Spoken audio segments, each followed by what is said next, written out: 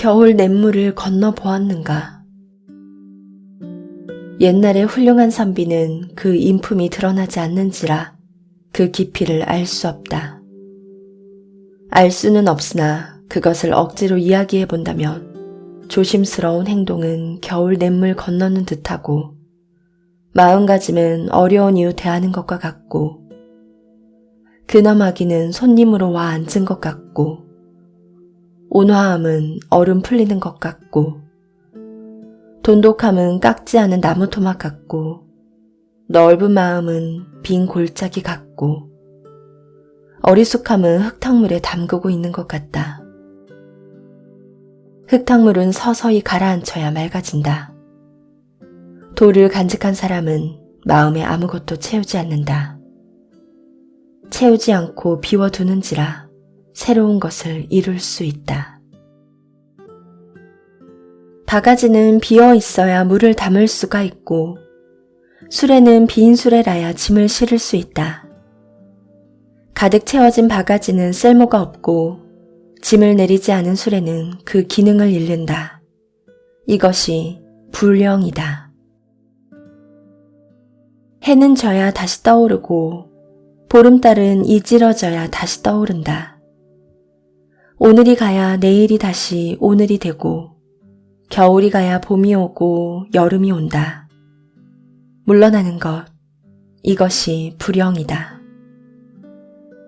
불령은 채우지 말라는 것이 아니오 비우라는 말이다. 채우지 않는다면 비울 것도 없다. 비우는 것은 채운 것을 비우는 것이요 또다시 채우기 위해서 비우는 것이다. 물을 담지 않는다면 바가지가 무슨 필요가 있으며 담은 물을 비우지 않는다면 어떻게 다시 물은 풀 수가 있으랴. 수레에서 짐을 내리는 것은 다시 짐을 싣기 위함이요 배에서 사람이 내리는 것은 다시 사람을 태우기 위해서다. 불령은 채우지 말라는 말이 아니라 비우라는 말이다. 바가지에 물을 채우지 않으면 무슨 소용이 있으며 수레에 짐을 싣지 않으면 무슨 쓸모가 있으며 배에 사람을 태우지 않으려면 무엇하려 물에 띄우겠는가. 비우라. 그래야 채울 수 있으리라. 이것이 노자가 말하는 불령이다. 마음을 비우라고 늘 말한다. 불교에서의 무념도 그러한 것이요 노자의 허기심도 그러한 말이다. 불령이 또한 바로 그 허심이요 무념이요 무심이다. 마음을 비우라는 허심은 마음이 무엇인지 마음의 기능이 어떠한지를 알라는 말이기도 하다. 바가지가 왜 바가지인지 수레가 왜 수레인지 배가 왜 물 위에 떠 있는지를 알라는 말이다. 바가지는 물을 푸기 위해서요 수레는 짐을 싣기 위해서요 배는 사람을 태우기 위해서다. 바가지를 비워야 함이 그 때문이요 수레에서 짐을 내려야 함이 그 때문이요 배에서 사람이 내려야 함이 그 때문이다. 마음을 비워야 함이 무엇 때문인가?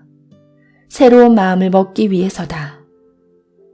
새로운 마음이란 무엇인가? 문제 해결의 실마리를 찾는 마음이 그것이다. 버려야 할 마음은 무엇인가? 문제 해결은커녕 더더욱 문제를 일으키는 곳에 머물러 있는 마음을 말한다. 불교에서 말하는 번뇌를 일으키는 착심이 그것이요 지영지하려는 노자의 상심이 그것이다. 그것을 버리고 새 마음으로 바꾸면 거기서 문제 해결의 실마리가 잡힌다. 더러운 물을 버려야 새 물을 담을 수 있는 것과 같다. 이것이 노자가 말하는 능패이 신성이다. 능패는 버린다는 말이요 신성은 새로운 것을 담는다는 말이다. 헛마음, 낡은 마음을 버리고 새로운 마음을 먹는다는 말이기도 하다. 탕 임금의 세숫대야에 새겨져 있었다는 일일신도 그러한 말이다. 날로 새로운 마음을 먹으라는 말이다. 마음을 비우라 그러면 번뇌는 서서히 사라질 것이요 새로운 마음을 먹으라 그러면 그것에서 문제 해결의 실마리가 서서히 찾아질 것이다. 이것이 서청이요, 서생이다. 서서히 맑아지고 서서히 찾아진다. 흙탕물은 서서히 가라앉혀야 맑아지고 세상 인심은 오래 남모르게 하는 데서 서서히 생겨나는 것이다. 옛날의 선비가 그러했던 것이다. 서서히 맑아지게 하고 서서히 이루어 갔던 것이다. 몸가짐도 그러하고 마음가짐도 그러했던 것이다. 그리하여 세상은 그가 하는 일을 알지 못하고 어떤 사람인지도 알지 못했다. 겨울 냇물을 맨발로 건너가 본 일이 있는가? 조심 또 조심해서 물에 들어서지 않으면 안 된다. 우수를 맞아 얼어붙은 강물이 풀리는 광경을 본 일이 있는가? 얼음은 소리 없이 녹아내린다. 이것이 선비의 몸가짐이요, 마음가짐인 것이다. 인품이 뛰어난 사람은 그 마음과 행동에 있어 그 깊이를 알 수 없다.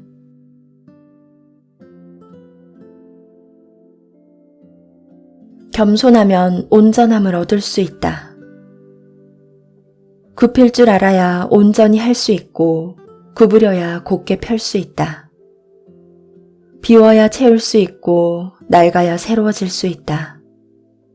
욕심은 줄일수록 얻는 것이 있게 되고 키울수록 당혹스러워진다. 그러므로 성인은 물러섬 하나로 세상을 살아간다. 내보이지 않아 더 드러나고 주장하지 않아 더 빛나고 자랑하지 않아 더 공이 있고 오만하지 않아 우더른이 될 수 있다. 경쟁을 하지 말라. 그러면 그와 겨루려는 사람이 없을 것이다. 예부터 이르기를 겸손하면 온전함을 얻을 수 있다 함이 어찌 빈말이겠는가. 진실로 겸손해야 온전함으로 돌아갈 수 있을 것이다. 인생은 어떻게 사는 것인가? 인생을 어떻게 살아야 하는 것인가? 삶은 왜 이다지도 힘들고 고달픈 것인가? 사는 일에 이유를 달고 하는 일에 목적을 부여하지 말라. 그리하면 인생은 고달프지 않은 것이다. 드러내려는 일이 없을 것이요, 나서는 일이 없을 것이요, 자랑하는 일이 없을 것이요, 다투어 앞서려는 일이 없을 것이다. 인생은 그리 살다 가는 것일 뿐이다. 때가 되어 왔다가 때가 되어 가는 것일 뿐, 무슨 이유가 있어 태어나는 것이며 무슨 목적을 위해 살다 가는 것이겠는가. 나무가 자라고 꽃이 피는 것을 보라. 강물이 흐르고 산이 솟아있는 것을 보라. 나무가 무슨 이유가 있어 자라고 꽃이 무슨 이유가 있어 피겠는가. 강물이 흐르는 것이 그렇고 산이 솟아있는 것이 그렇다. 강물은 그저 흐르고 산은 그저 솟아있을 뿐이다. 인생도 그렇다. 그저 살다 갈 뿐이다. 왜 사느냐고 묻지 말라. 핑계가 생겨날 것이요, 무엇을 위해 산다고도 하지 말라. 억지가 있을 것이다. 핑계를 달고 억지를 부리는 데서 인생은 고달파지고 삶은 힘들어진다. 핑계를 대지 말라. 억지를 꾸미지 말라. 경쟁하는 일도 없을 것이요, 나서는 일도 앞서려는 일도 없을 것이다. 온전하게 살아갈 수 있을 것이다. 그것을 노자는 여기서 물러섬과 겸손함으로 말하고 있는 것이다. 굽히면 온전해진다는 것이 그러한 말이다. 핑계를 대어 억지를 부리지 말라는 말이다. 구부리면 곧게 펴지고 비우면 채워지고 낡으면 새로워진다는 것이 그러한 말이다. 억지를 부리지 말라는 말이다. 자신을 드러내지도 말고 옳다고 주장하지도 말고 공을 내세우지도 말고 힘을 과시하지도 말라는 것이 또한 그러한 말이다. 억지를 부리지 않으면 온전해질 수 있다는 말이다. 억지를 줄이면 얻는 것이 있게 될 것이요, 억지를 쌓아가면 미혹되고 어지러워할 것이라는 것도 그러한 말이다. 굽히지 않고 펴려고만 하는 것이 억지요. 비우지 않고 채우려고만 하는 것이 억지요. 낡지 않고 새로우려고만 하는 것이 억지다. 그것은 꽃이 피려고만 하고 지지 않으려는 것과 같다. 자연에는 그런 억지가 없다. 꽃은 필 때가 되면 피고 질 때가 되면 지는 것이다.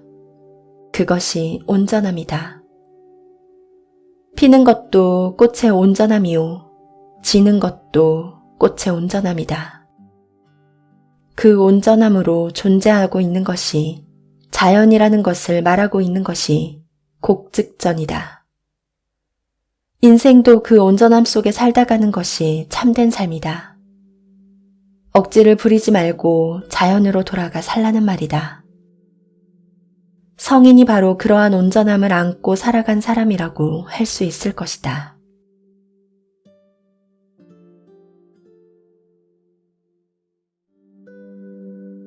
겨울 냇물을 건너 보았는가?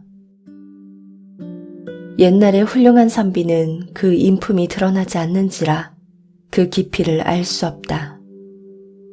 알 수는 없으나 그것을 억지로 이야기해 본다면 조심스러운 행동은 겨울 냇물 건너는 듯하고 마음가짐은 어려운 이유 대하는 것과 같고 근엄하기는 손님으로 와 앉은 것 같고 온화함은 얼음 풀리는 것 같고 돈독함은 깎지 않은 나무 토막 같고 넓은 마음은 빈 골짜기 같고 어리숙함은 흙탕물에 담그고 있는 것 같다. 흙탕물은 서서히 가라앉혀야 맑아진다. 돌을 간직한 사람은 마음에 아무것도 채우지 않는다. 채우지 않고 비워두는지라 새로운 것을 이룰 수 있다. 바가지는 비어 있어야 물을 담을 수가 있고 수레는 빈 수레라야 짐을 실을 수 있다. 가득 채워진 바가지는 쓸모가 없고 짐을 내리지 않은 수레는 그 기능을 잃는다. 이것이 불령이다. 해는 져야 다시 떠오르고 보름달은 이지러져야 다시 떠오른다.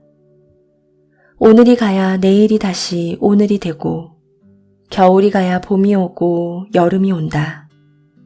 물러나는 것, 이것이 불령이다. 불령은 채우지 말라는 것이 아니요 비우라는 말이다.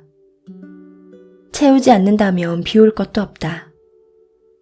비우는 것은 채운 것을 비우는 것이요 또다시 채우기 위해서 비우는 것이다. 물을 담지 않는다면 바가지가 무슨 필요가 있으며 담은 물을 비우지 않는다면 어떻게 다시 물은 풀 수가 있으랴. 수레에서 짐을 내리는 것은 다시 짐을 싣기 위함이요 배에서 사람이 내리는 것은 다시 사람을 태우기 위해서다.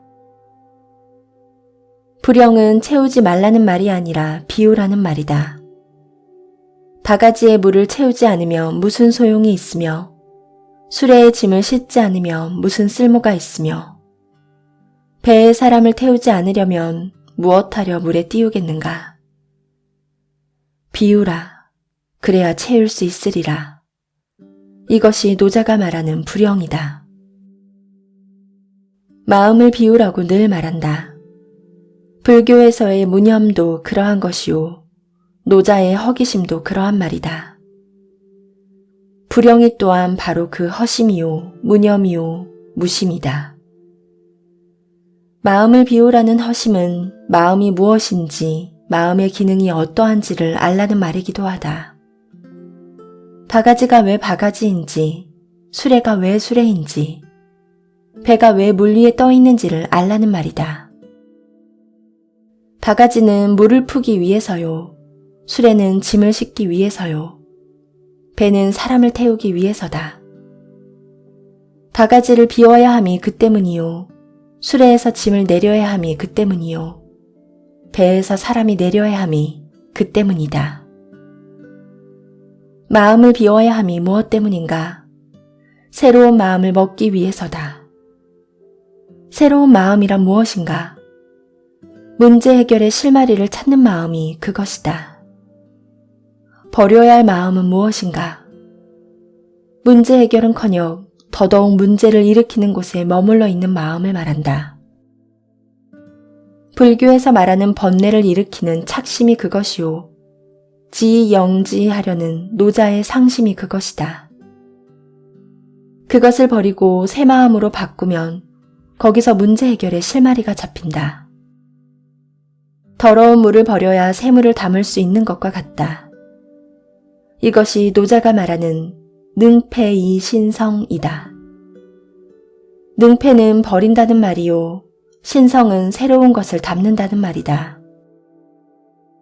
헛마음, 낡은 마음을 버리고 새로운 마음을 먹는다는 말이기도 하다. 탕 임금의 세숫대야에 새겨져 있었다는 일일신도 그러한 말이다. 날로 새로운 마음을 먹으라는 말이다. 마음을 비우라 그러면 번뇌는 서서히 사라질 것이요. 새로운 마음을 먹으라 그러면 그것에서 문제 해결의 실마리가 서서히 찾아질 것이다. 이것이 서청이요, 서생이다. 서서히 맑아지고 서서히 찾아진다. 흙탕물은 서서히 가라앉혀야 맑아지고 세상 인심은 오래 남모르게 하는 데서 서서히 생겨나는 것이다. 옛날의 선비가 그러했던 것이다. 서서히 맑아지게 하고 서서히 이루어 갔던 것이다. 몸가짐도 그러하고 마음가짐도 그러했던 것이다. 그리하여 세상은 그가 하는 일을 알지 못하고 어떤 사람인지도 알지 못했다. 겨울 냇물을 맨발로 건너가 본 일이 있는가? 조심 또 조심해서 물에 들어서지 않으면 안 된다. 우수를 맞아 얼어붙은 강물이 풀리는 광경을 본 일이 있는가? 얼음은 소리 없이 녹아내린다. 이것이 선비의 몸가짐이요, 마음가짐인 것이다. 인품이 뛰어난 사람은 그 마음과 행동에 있어 그 깊이를 알 수 없다.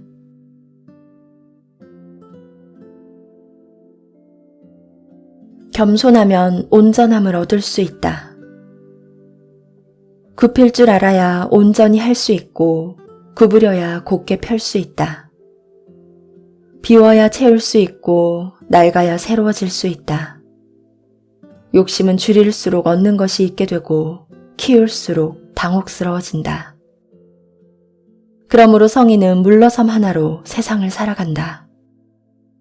내보이지 않아 더 드러나고 주장하지 않아 더 빛나고 자랑하지 않아 더 공이 있고 오만하지 않아 우더른이 될 수 있다. 경쟁을 하지 말라. 그러면 그와 겨루려는 사람이 없을 것이다. 예부터 이르기를 겸손하면 온전함을 얻을 수 있다 함이 어찌 빈말이겠는가. 진실로 겸손해야 온전함으로 돌아갈 수 있을 것이다. 인생은 어떻게 사는 것인가? 인생을 어떻게 살아야 하는 것인가? 삶은 왜 이다지도 힘들고 고달픈 것인가? 사는 일에 이유를 달고 하는 일에 목적을 부여하지 말라. 그리하면 인생은 고달프지 않은 것이다. 드러내려는 일이 없을 것이요. 나서는 일이 없을 것이요. 자랑하는 일이 없을 것이요. 다투어 앞서려는 일이 없을 것이다. 인생은 그리 살다 가는 것일 뿐이다. 때가 되어 왔다가 때가 되어 가는 것일 뿐.